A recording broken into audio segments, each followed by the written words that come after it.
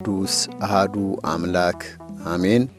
አድማጭ ተመልካቾቻችን ከኢትዮጵያ ኦርቶዶክስ ተዋሕዶ ቤተክርስቲያን ብዙሃን መገናኛ ተዘጋጅቶ የቀረበላችሁ ሳምንታዊው አቅሌሲያ የተሰኘው መርሃ ግብራችን ነው።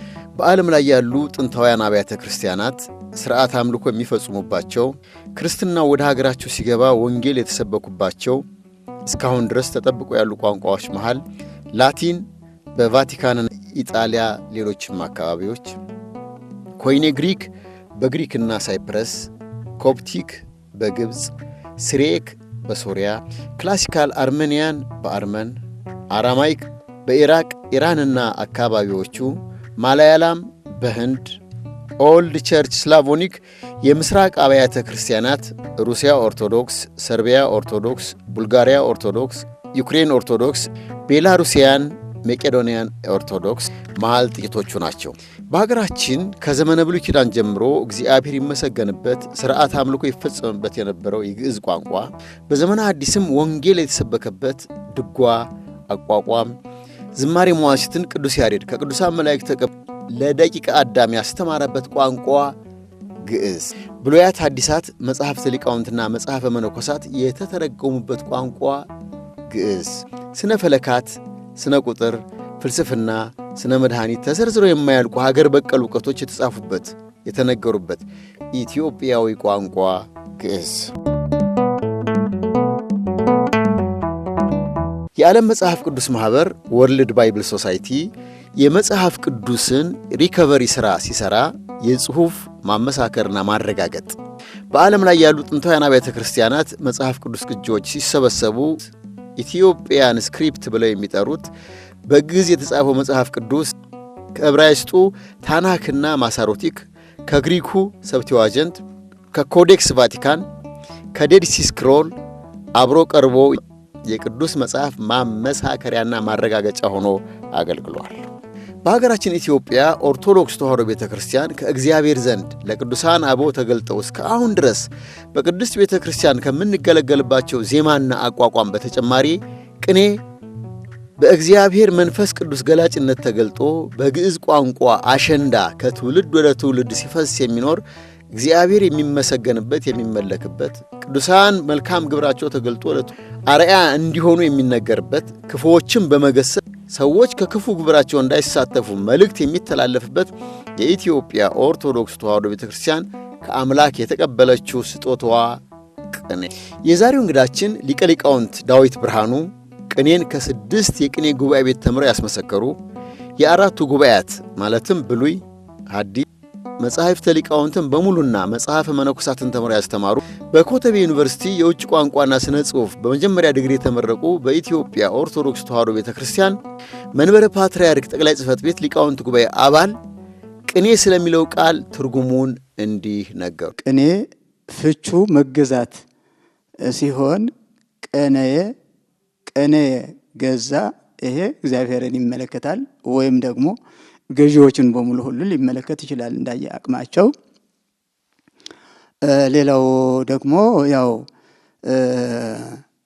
ተገዥነት በሚለው ሲሄድ ደግሞ ተቀኔ ይላል። ፍጡርን ሲመለከት ተቀኔ ይላል፣ ወይም ተገዢ የሆነውን ሁሉ ሲመለከት ተቀኔ ይላል። ተገዛ ማለት ነው። ስለዚህ ሁሉንም ያስተባበረ ስጋዊውን መንፈሳዊውን ሁሉን አስተባብሮ የያዘ ያው ግስ ስለሆነ ግስ እንደየግብሩ እንደየደረጃው እንደየአቅሙ እንደየሁኔታው እንደየአኗኗሩ እንደየቦታው ያገለግላል። ስለዚህ ቅኔ ገዛ ባለው ቅኔ ይወጣል። በብዙ ነገር ይተነተናል። በብዙ ነገር እስመ ቅኔትከ ወምልክናከ ትሬስየ ትስሃል ላዕለ ኩሉ። እስመ ቅኔትከ ቅኔት መፍጠር ማለት ነው። ፈጠረ ሁሉ ይሆናል። በብዙ መንገድ ይሆናል እና ስለዚህ ፈጥረህ መግዛትህ ያራራሃል የሚል አለ። በፍትሐ ነገሥቱም በሌላም መንገድ እንደዚህ የመሰለ ነገር አለና ሁለገብ ትርጉም እንዳለው ያመለክታል ማለት ነው። ስለዚህ ቅኔ ማለት መግዛትም ይሆናል። መገዛት ነው ዋናው፣ ግን ጥሬ ዘር ስለሆነ መግዛት የሚለውን ነገር ይይዛል ማለት ነው። ቅዱስ ያሬድ በዘመኑ ቅኔን በምን መልኩ ተናገረው? አዎ ይሄ መቼም የቅዱስ ያሬድ ታሪክ ሰፊ ነው። በገድሉ ላይ በስፋት ይተረካል። እኛ ግን ያው ቀንጨብ አድርገን ነው።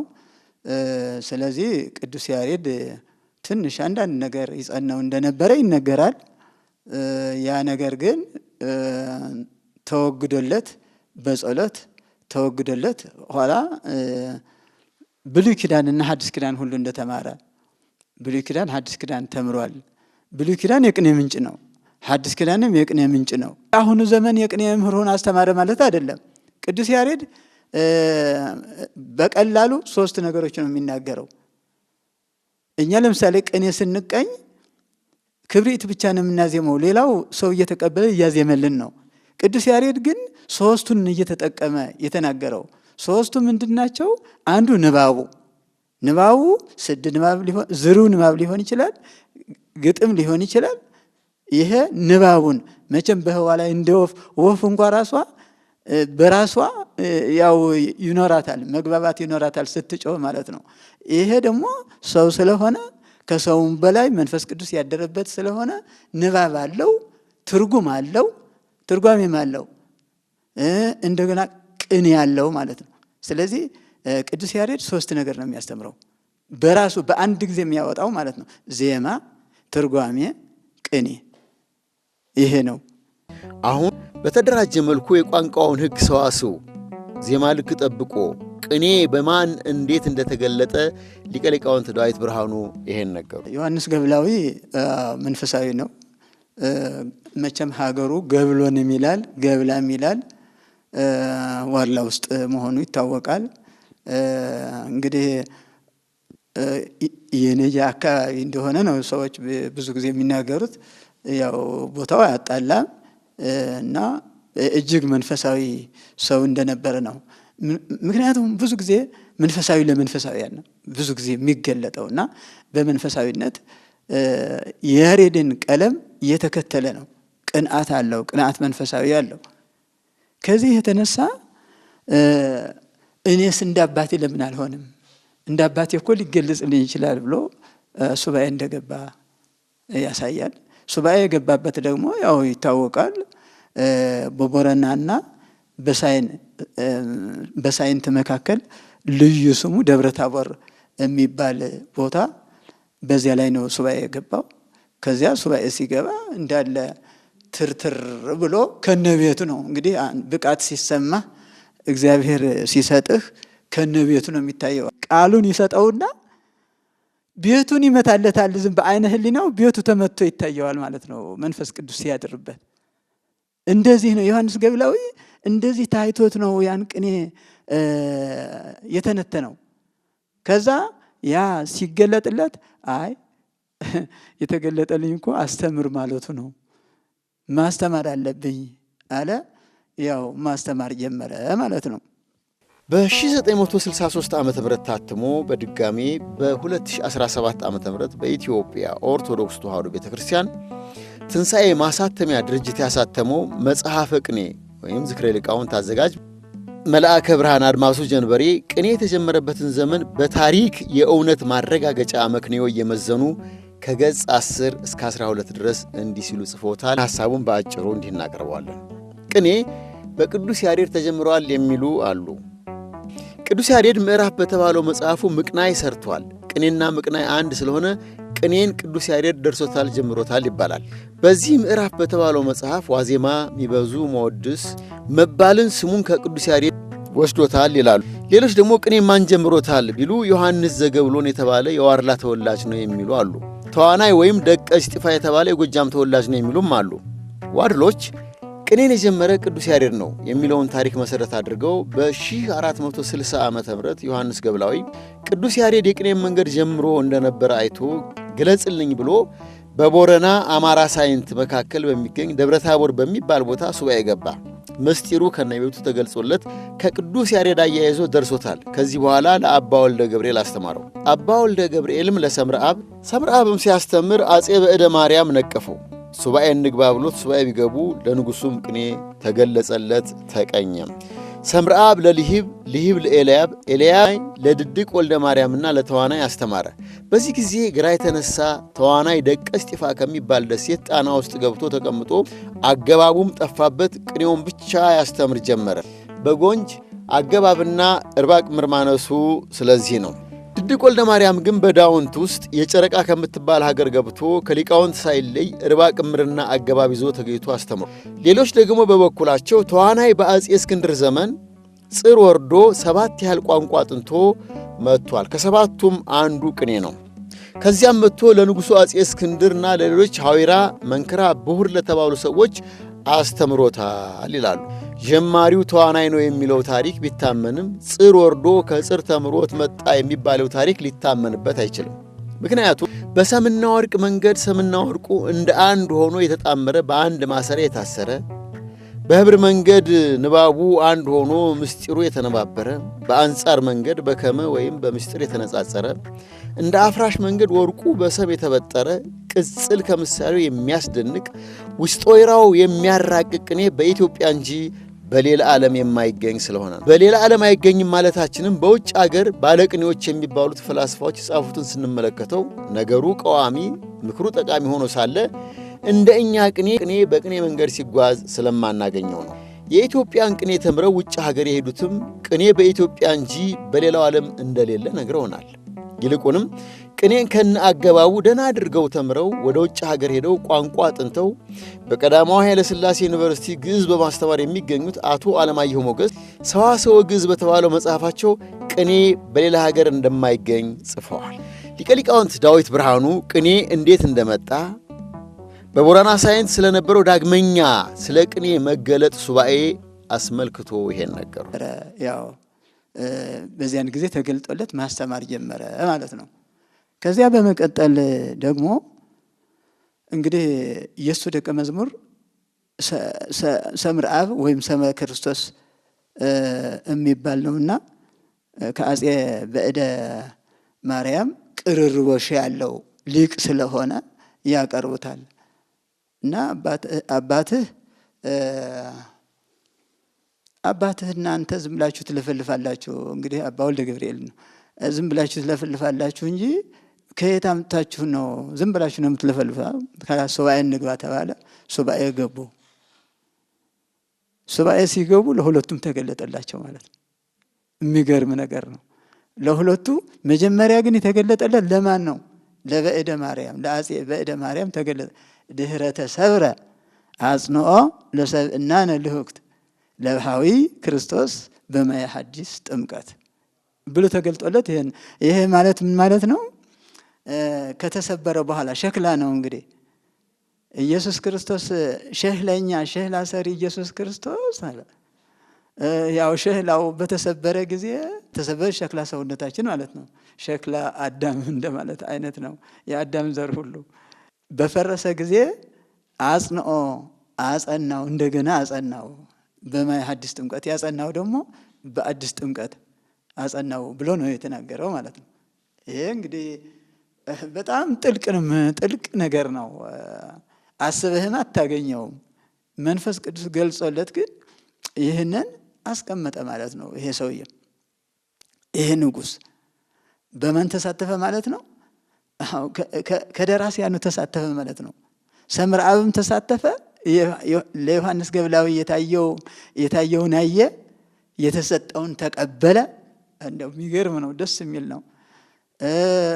ንጉሱም ተሳተፈ ማለት ነው በዚህ አይነት። ስለዚህ ለንጉሱ እንደዚህ እያሉ ለዚያኛውም ዘአምላኬ ለዚህ እንደገና ለንጉሱ ደግሞ ሚበዙ ምስጢር በዛልኝ ሚበዙ ብሎ እንደተናገረ ይናገራሉ። ከዚያ ደግሞ ለመምህሩ ዋዜማ ሲደርስ ለዚያኛው ደግሞ ስላሴ ማለት ሶስተኛ ማለት ነው። ጉባኤ ቃና ሚበዙ እንግዲህ ሶስተኛ ስላሴ ስለደረሰው ስላሴ ብሎ ተሰይሟል ማለት ነው። ከዛ በፊት ግን እንዳለ ያሳያል። የሆነ ሆኖ ግን መንፈስ ቅዱስ አጣምሮ ለሁለቱም እንደገለጸላቸው ያሳያል ማለት እጅግ ደስ ይላል።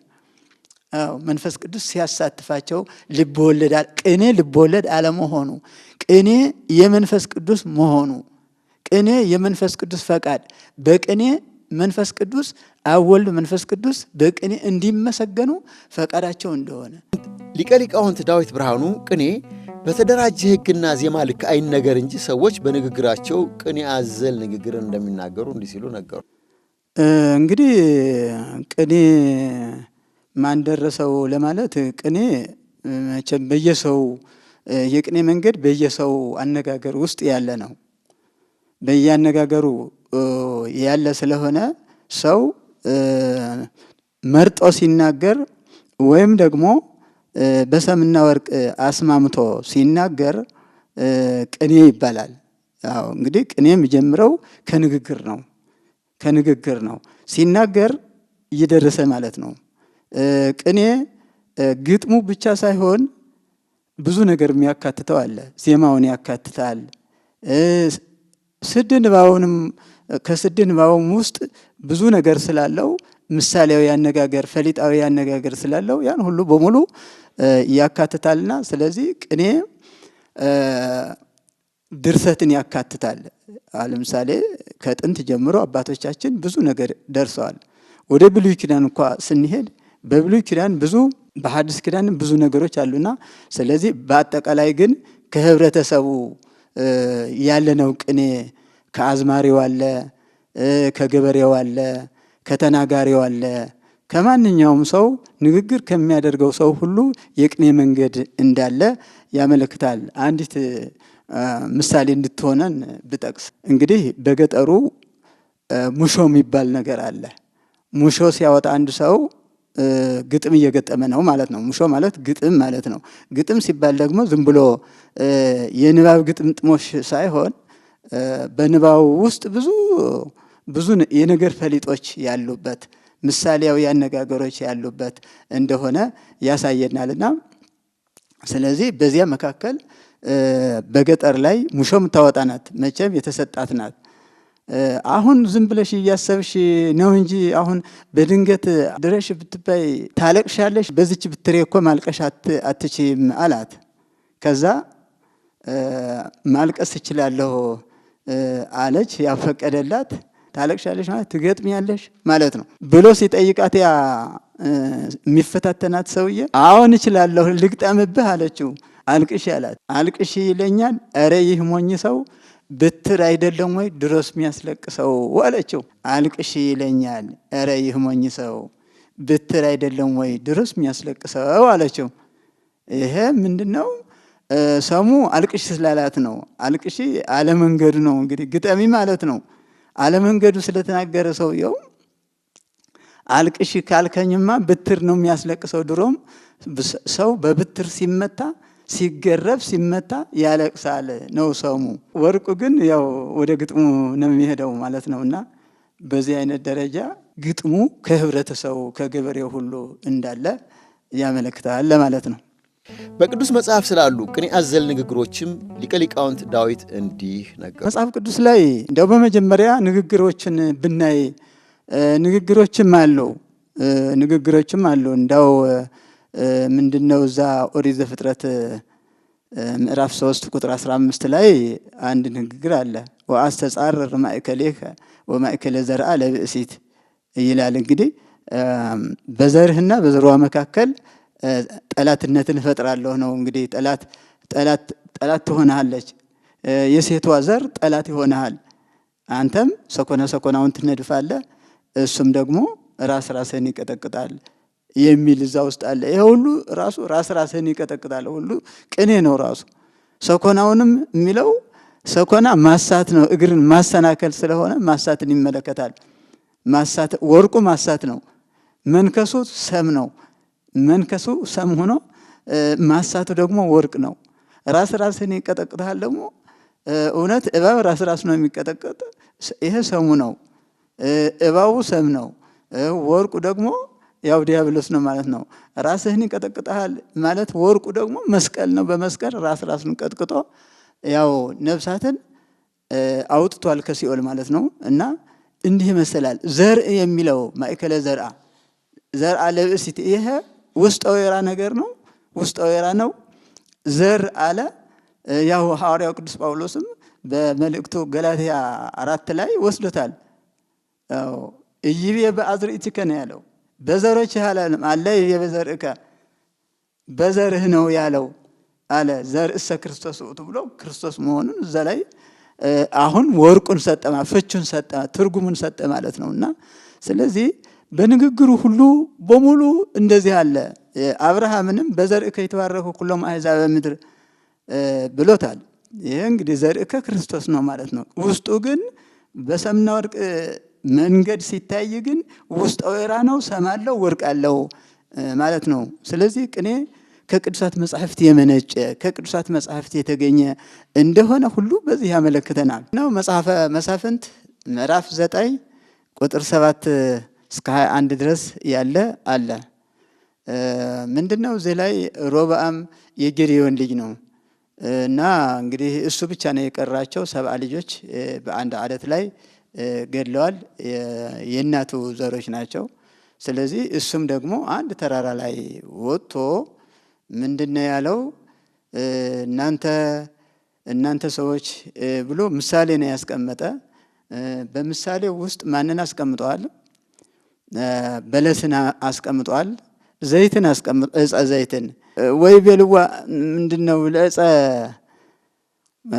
ዘይት ንገስ ላዕሌነ ዕፀ ዘይትን ወይም ዘይትን የዘይት እንጨትን በእኛ ላይ ንገሽ አልዋት። ኧረ እኔ አይሆንም ጣፋጭነቴን ትቼ እኔ ልነግስ አልፈልግም አለች።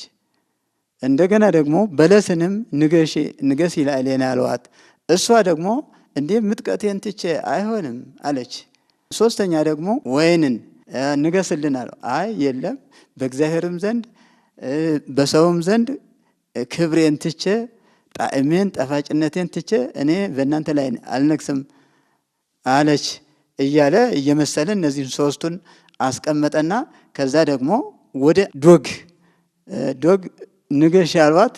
አይ ከጥላዬ ስር ተቀመጡ አለቻቸው። በቃ ደስተኛ ሆና እሾህ ነው ኩርንችት እሾህ ነው፣ በሁለት ነው የሚፈታ። አንድ ዶግ ይሉታል። እንደገና ደግሞ ኩርንችት እንጨት አጭር እንጨት እንደሆነ ያመለክታል። ባጭሩ ለምሳሌ ያህል ነው የተጠቀምነው።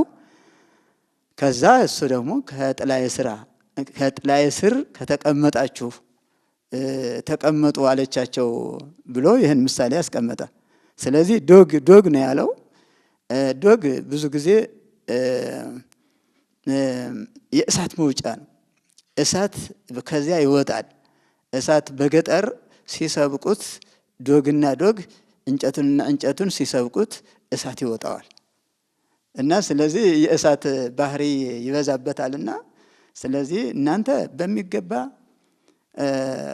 ሮብዓምን ሾማችሁት ከሆነ መልካም ይሁንላችሁ፣ ለእናንተም ለሱም። በማይገባ ሹማችሁት ከሆነ አንግሳችሁት ከሆነ ግን እሳት ከዶጉ ትውጣ እናንተን ታቃጥል፣ ከእናንተም እሳቱ ይውጣ እሱን ያቃጥል። እሳቱ ከእናንተ ይውጣና ሮብዓምን ያቃጥል፣ ከሮብዓም ደግሞ እሳት ይውጣና እናንተን ያቃጥል ብሎ ረግሟቸው ተሰወረ ይላል። ይህ እንግዲህ ብዙ ምሳሌ ያለው ነው። ሶስቱ ዘይት፣ በለስ፣ ወይን እነዚህ ደጋግ ሰዎች ናቸው። አይገባንም ለምን እንነግሳለን የሚሉ ናቸው። እነዚህ ሰሞች ይሁን እንጂ በውስጣቸው ሰዎችን ወክለዋል። ሰዎችን ወክለው ነው ያስቀመጠው ሰውየው ማለት ነው። እቺ ዶግ ደግሞ የክፉ ሰው ምሳሌ ናትና እሳት የሚወጣባት ናት፣ የምታቀጣጥል ናት፣ አገር የምታጠፋ ናት። ይሄ ምሳሌ እዚህ ተቀምጧል ማለት ነው። እሷ ሰም ናት። ከእሷ የሚወጣው ነገር ደግሞ ሰውን የሚያጠፋው ደግሞ ወርቅ ነው ማለት ነው። ቅኔ ማለት ነው። ቅኔ ከዚህ የመነጨ እንደሆነ ከዚህ የተዘጋጀ እንደሆነ መጽሐፍቱ ሁሉ የድርሰት መጽሐፍቶች ሁሉ የቅኔ መጽሐፍቶች ሁሉ እንደገና ቅኔ ደራሲዎችም ሁሉ መነሻቸው መድረሻቸው ብሉይ ኪዳን ነው። በሐዲስ ኪዳን ላይም ቅኔ አዘል ንግግር አሉ ሲሉ ሊቀ ሊቃውንት ዳዊት ብርሃኑ ይሄን ምሳሌ ነገር። አዎ በሐዲስ ኪዳንም እንደዚህ የመሰለ ነገር አለው። ትመስል መንግስተ ሰማያት ገሪፈ እንተ ተወድየት ውስተ ባሕር፣ በባህር ላይ የተጣለች መረብን ትመስላለች አለ። እሷም ደግሞ ብዙ አሳዎችን ያዘች የሚል ነገር አለ። እንግዲህ ይሄ ትልቅ ምሳሌ ነው። ገሪፍ መርበብት ነው ወይም ደግሞ አሳዎች የሚጠመዱበት የሚያዙበት ነገር እንደሆነ ያመለክታል። ስለዚህ ባህሩ ዓለም ነው። አዎ እንግዲህ ባህር ሰም ነው፣ ወርቁ ደግሞ ዓለም ነው። አሳዎቹ ደግሞ አሳዎች ሰም ናቸው። በአሳዎቹ የተወከሉ አሳዎቹን የወከሉ ደግሞ ሰዎች ናቸውና ሰዎችን ታጠምዳላችሁ የሚል መልእክት ስላለው ሰውን ሁሉ ወደ ወንጌል ማምጣት ማለት ነው። በሌላ መልኩ መርበብት ወንጌል ናት። በወንጌል ተይዛ መርበብቱ ለጊዜው አሳ ይዟል፣ ሰም ነው። ወርቅ ደግሞ ሰዎችን አስገብቷል። በቅዱስ መጽሐፍ ላይ ያሉ ቅኔ አዘል ንግግሮች ሰዎች በዕለታዊ ሕይወታቸው ስለሚገጥማቸው ነገሮች በቅኔ አዘል የሚናገሩት ንግግር በመንፈስ ቅዱስ ከተገለጠው ቅኔ ጋር ፈጽሞ የማይገናኝባቸው መንገዶች ብዙ ናቸው። ለምሳሌ የቋንቋ ሕግ፣ አገባብ፣ የዜማ ልክ፣ መጠን ሐረግ የሚባልበት ቦታና ጊዜ ቅኔ አለመደገሙ የዕለቱን መርሃ ግብራችንን እዚህ ላይ ስናጠናቀቅ ቀሪዎቹን የጣቢያውን መርሃ ግብራት እንድትከታተሉ በታላቅ አክብሮት በመጋበዝ ነው።